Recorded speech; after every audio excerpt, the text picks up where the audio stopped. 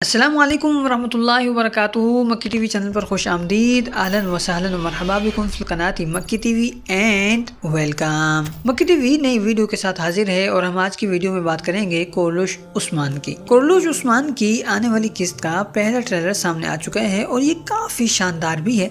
और सबसे अहम ये कि हमारे अंदाजे दुरुस्त साबित होते हुए नज़र आ रहे हैं, यानी वो खबरें जो हमने आपको लीक होने वाली कैटेगरी में फराहम की थी और हमने आपके सामने ये बात रखी थी कि आने वाली किस्तों में आपको एक बार फिर रोमी अखाड़े या फिर रोमी मैदान या स्टेडियम का मंजर एक बार फिर देखने को मिल सकता है। तो वो न सिर्फ ट्रेलर में दिखाया गया है बल्कि उसमें उस्मान गाजी अपने पूरे जाहो जलाल और गैज़ व गज़ब के साथ तो नज़र आ ही रहे हैं, साथ ही साथ वो शानदार किस्म के अंदाज में इंतकाम लेते हुए भी नज़र आ रहे हैं और ये चीज़ आने वाली किस्त को चार चांद लगा देने वाली है। हमारे पास आपके लिए आने वाली किस्तों के बारे में भी काफ़ी सारी लीक होने वाली खबरें मौजूद हैं, लेकिन पहले बात कर लेते हैं कोरलुश उस्मान की आने वाली किस्त के पहले ट्रेलर के बारे में। कोरलुश उस्मान का पहला ट्रेलर हमें ये बता रहा है कि उस्मान गाजी बचने में कामयाब हो गए हैं, जबकि दूसरी तरफ ओरहान और अलाउद्दीन भी बचने में कामयाब हो गए हैं। और अब सवाल यही है कि ये लोग कैसे बच पाए हैं, जबकि गुज़श्ता किस्त के आखिर में हमने देखा कि उस्मान गाजी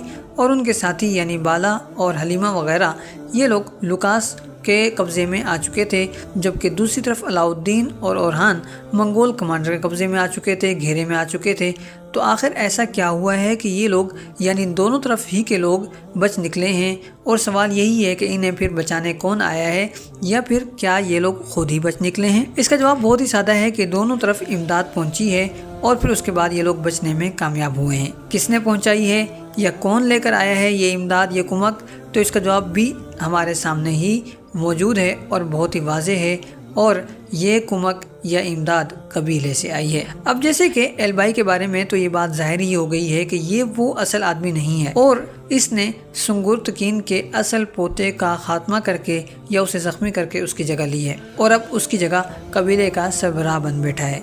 यानी कि ये काई ख़ानदान से नहीं है। और इसी वजह से हम ये कह सकते हैं कि अगली किस्त में उस्मान गाजी और अलाउद्दीन की मदद करने वाला जो है वो ये तो नहीं है, कम से कम ये शख्स नहीं है, बल्कि कबीले से इमदाद आएगी। मगर वो कौन लेकर आएगा, तो इसका जवाब ये है कि आने वाली किस्त में अलाउद्दीन और उस्मान गाजी को मदद कबीले से हासिल होगी और इस मदद के सरबराह होंगे यूसुफ और सारोजा। यहाँ मुसन्निफ यानी कहानीकार को शाबाशी न देना जुल्म होगा, नामुनासिब बात होगी कि इसने जिस तरह से एलबाई का किरदार पहले उसको संवारा बनाया और लोगों के दिलों में उसकी मोहब्बत पैदा की और फिर उसके बाद तय दर तय उसकी गद्दारी सामने लाए और फिर अब उसके बारे में एक नया इंकशाफ सामने लाए हैं कि ये तो असल में सुंगुर्तुकीन का बेटा ही नहीं है। और हमारा ख्याल ये है कि सुंगुर्तुकीन के पोते न होने का जो इंकशाफ है, इसके बाद अभी मज़ीद भी एक दो इंकशाफात होने वाले हैं। तो आने वाली जो मदद है, आने वाली किस्त में जो मदद होगी वो यूसुफ और सारोजा लेकर आएंगे।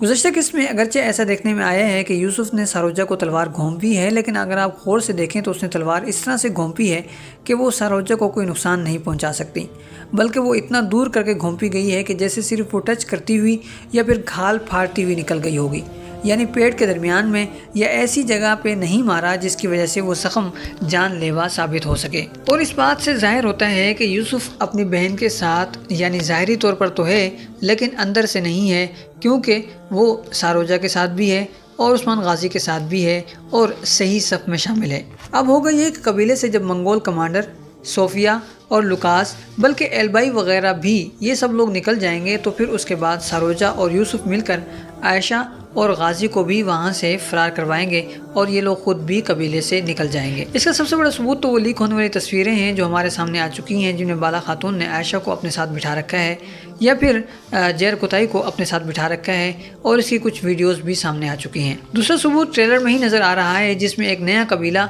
या फिर छोटा सा कबीला आबाद किया जा रहा है और वहाँ ख़वातीन और मर्द काम करते हुए नज़र आ रहे हैं। ये चीज़ ज़ाहिर करती है कि यूसुफ और सारोजा के साथ भी अच्छे खासे लोग निकल कर आए हैं, जबकि पहले बाला और अलाउद्दीन के साथ भी काफ़ी सारे लोग निकल कर आए थे। और फिर यूसुफ और सारोजा फ़रार होने के बाद कबीले में मौजूद सिपाहियों को अपने साथ लेकर वहाँ से निकल खड़े होंगे اور یہی لوگ پھر دو حصوں میں بٹ کے علاؤالدین اور عثمان غازی وغیرہ کو بچانے کے لیے پہنچیں گے۔ ایک نئے قبیلے کی بات ہوئی ہے تو ہم پھر یہاں یہ بات بھی کرتے چلتے ہیں۔ تو ہم نے آپ سے یہ وعدہ کیا تھا کہ جب بھی حالات خراب ہوتے ہیں تو سغوت پر حملہ ہو جاتا ہے اور آخر میں سغوت جو ہے وہ ہاتھ سے بھی نکل جاتا ہے۔ تو آخر سغوت کو کتنی مرتبہ نشانہ بنایا گیا ہے اور تاریخ اس کی تصدیق بھی کرتی ہے یا نہیں کرتی؟ یا پھر دوسرا سوال یہ ہو سکتا ہے کہ عثمانیوں کے دارالحکومت پر کتنی مرتبہ حملہ ہوا ہے اور یہ کتنی مرتبہ عثمانیوں کے ہاتھوں سے نکلا ہے؟